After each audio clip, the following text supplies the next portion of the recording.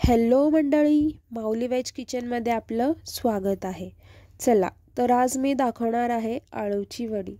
त्यासाठी आपण एका बाउलमध्ये 1 वाटी बेसन पीठ घेतलं, त्यानंतर अर्धी वाटी मी तांदळाचं पीठ घेतलेलं आहे।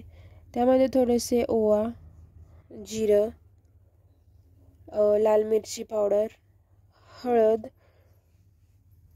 त्यानंतर थोडंसं हिंग मी टाकलेले आहे। हिरवी मिरचीची पेस्ट त्यामध्ये ॲड केली आहे, तुम्ही तुमच्या प्रमाणात वापरू शकता। चवीनुसार मीठ टाकलेलं आहे।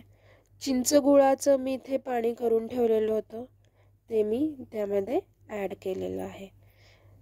त्यानंतर मी पानं स्वच्छ धुवून घेतलेली आहेत। धुतल्यानंतर त्याच्या शिरा मी मोकळ्या केलेल्या आहेत।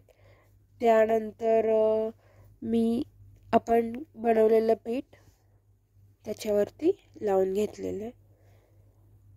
त्याच्यावरून एक उलटं पान आपल्याला ठेवायचं आहे, त्याला सुद्धा आपण पीठ लावून घेऊयात। सगळ्या बाजूने आपल्याला पीठ लावून घ्यायचं आहे।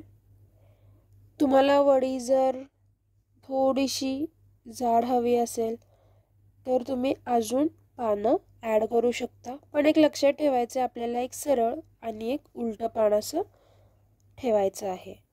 त्यानंतर तुम्ही बघू शकता मी इथे कसं फोल्ड केलेलं आहे, त्या पद्धतीने तुम्ही फोल्ड करा आणि पीठ वरती लावून घ्या। फोल्ड असं आपल्याला टाईट करायचं आहे, लूज नाही ठेवायचं। फोल्ड करत करत आपल्याला त्यावरती पीठ लावून घ्यायचं।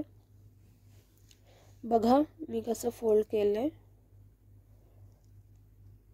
आता ही वडी फोल्ड करून झाली आहे। त्यानंतर आपण त्याच्यावर पीठ लावून घेऊयात। त्यानंतर एका जाळीला मी थोडंसं तेल लावून घेतलंय। एक एक करून वड्या आपण त्याच्यावर ठेवूयात। आपण त्याच्यावर तीळ टाकूया, टेस्ट छान लागते। आता आपण हे स्टीम करायला ठेवूयात। पाणी गरम झालेलं आहे, त्याच्यावरती आपण आता या वड्या ठेवणार आहोत,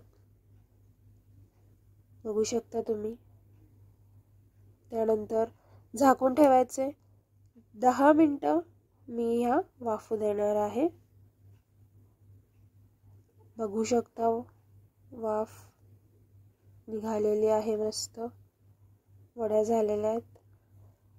चेक करण्यासाठी तुम्ही चाकू किंवा काट्याचा चमचा टाकून बघू शकता। क्लीन आला तर वड्या झालेल्या आहेत। त्यानंतर त्याला बारीक बारीक तुकड्यांमध्ये कापून घ्यायचे। तुम्ही याला डीप फ्राय पण करू शकता, शॅलो फ्राय पण करू शकता, बघू शकता मस्त कलर आलेला आहे वड्यांना। चलो तर आळूवडी रेडी आहे। व्हिडिओ आवडला असेल तर लाईक, शेअर आणि सबस्क्राईब करा। थँक्यू।